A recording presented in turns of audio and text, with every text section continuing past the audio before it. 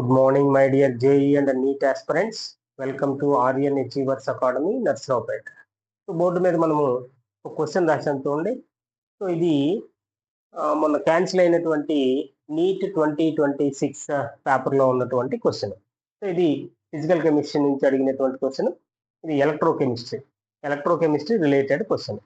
So ఏమి ఇచ్చారంటే a solution of copper sulfate is electrolyzed for 10 minutes with a current of 1.5 amperes. The mass of copper deposited at the cathode. So first మనము problem 1-2 సార్లు చదివిన తర్వాత దాన్ని అర్థం చేసుకుని ఫస్ట్ గివెన్ డేటా రాయాలి. ఓకేనా? గివెన్ డేటా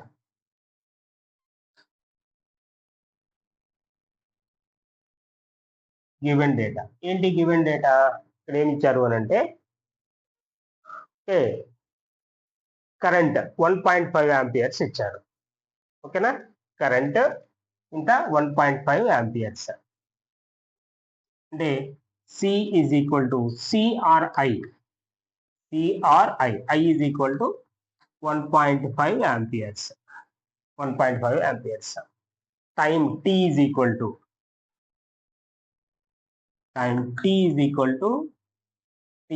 ఎంత ఇచ్చారు? 10 మినిట్స్. ఇది మినిట్స్. మరి ఏం ఫైండ్ అవుట్ చేయమన్నారు? Mass of the copper deposited. Mass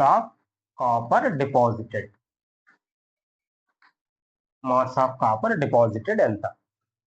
ఇది క్యాలిక్యులేట్ చేయమన్నారు. ఓకే. సో ఇప్పుడు దీనికి సంబంధించినటువంటి ఫార్ములా ఏంటి అంటే ఇక్కడ క్వాంటిటీ ఆఫ్ కరెంట్ ని కూలూమ్స్ లో ఎక్స్ప్రెస్ చేస్తాం. Quantity of current in coulombs is equal to strength of current in amperes into time in seconds. Time in seconds. So చూడండి ఆ ఫార్ములా ఏంటి అంటే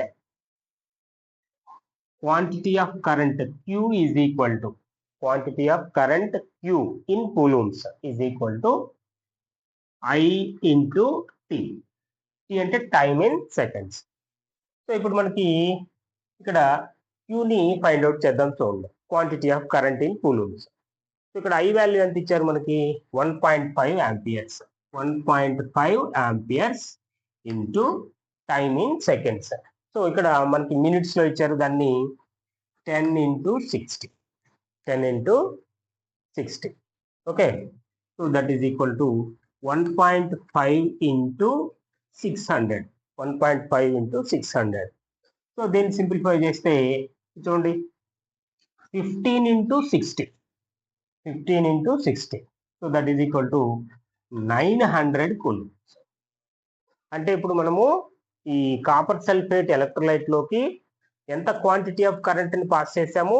900 కూలూమ్స్ క్వాంటిటీ ఆఫ్ కరెంట్ ని pass చేస్తే ఏమంటున్నాడు? Weight of copper deposited at the cathode అంటున్నాడు. Okay. దీన్ని మనము డయాగ్రమాటిక్ గా చూద్దాం.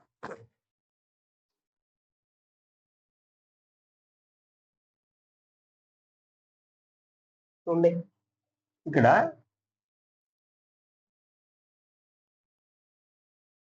ఇది ఎలక్ట్రోలైటిక్ సెల్. దీనిలో ఎలక్ట్రోలైట్ ఏం తీసుకున్నాము? కాపర్ సల్ఫేట్ ఎలక్ట్రోలైట్ తీసుకున్నాము. ఇది దీనిలో CuSO4 copper sulphate electrolyte. So ఇది బ్యాటరీ ప్లస్ మైనస్, ఇది క్యాథోడ్ ఎలక్ట్రోడ్ క్యాథోడ్, ఇది యానోడ్. Okay, anode. ఇప్పుడు మనం దీంట్లోకి ఎలక్ట్రోలైట్ లోకి ఎంత క్వాంటిటీ ఆఫ్ కరెంట్ ని పాస్ చేసాము? 900 కూలూమ్స్ ఆఫ్ కరెంట్ ని పాస్ చేస్తే ఈ క్యాథోడ్ దగ్గర డిపాజిట్ అయ్యేటటువంటి కాపర్ యొక్క అమౌంట్ ఎంత అని అడుగుతున్నారు. ఓకే. సో మనము according to Faraday's first law, the quantity of current passing through the electrolyte is directly proportional to amount of the substance deposited at the cathode. అంటే ఎక్కువ current ని pass చేస్తే ఎక్కువ అమౌంట్ ఆఫ్ ది సబ్స్టెన్స్ ఇక్కడ deposit అవుతుంది. తక్కువ current pass చేస్తే తక్కువ సబ్స్టెన్స్ డిపాజిట్ అవుతుంది. ఓకే. సో ఇక జనరల్ రూల్ ఏంటంటే మనము ఏ ఎలక్ట్రోలైట్ లోకైనా 1 ఫారడే కరెంట్ని పాస్ చేస్తే, ఏ ఎలక్ట్రోలైట్లోకైనా మనము 1 ఫారడే కరెంట్ని కనుక పాస్ చేస్తే ఎంత అమౌంట్ డిపాజిట్ అవుతుంది అని అంటే దాని యొక్క ఈక్వలెంట్ వెయిట్కి ఈక్వల్ ఉన్నటువంటి సబ్స్టెన్స్ డిపాజిట్ అవుతుంది. అంటే సపోజ్ మనము 1 ఫారడే అంటే 96,500 కూలూమ్స్. ఓకే, 96,500 కూలూమ్స్ కరెంట్ని మనము కాపర్ సల్ఫేట్ ఎలక్ట్రోలైట్లోకి మనము పాస్ చేస్తే ఎంత కాపర్ డిపాజిట్ అవుతుంది? కాపర్ యొక్క ఈక్వలెంట్ వెయిట్ ఎంత అయితే ఉంటుందో అన్ని గ్రాములు డిపాజిట్ అవుతుంది. ఇప్పుడు కాపర్ యొక్క ఈక్వలెంట్ వెయిట్ ఎంత అని అంటే ఇక్కడ ఫార్ములా చూడండి, equivalent weight of copper is equal to atomic weight of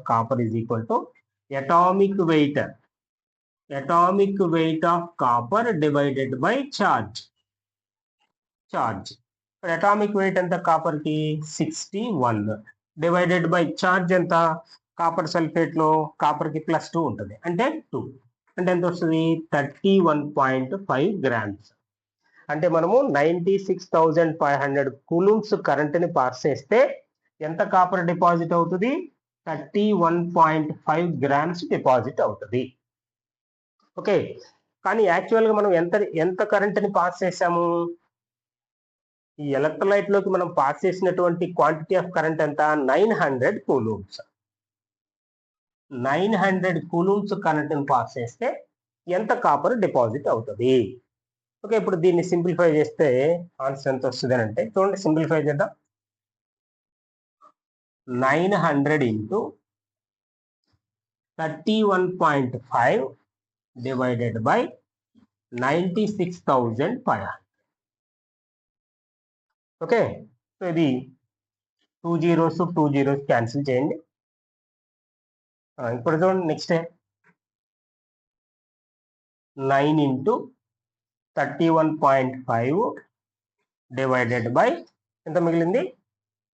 965.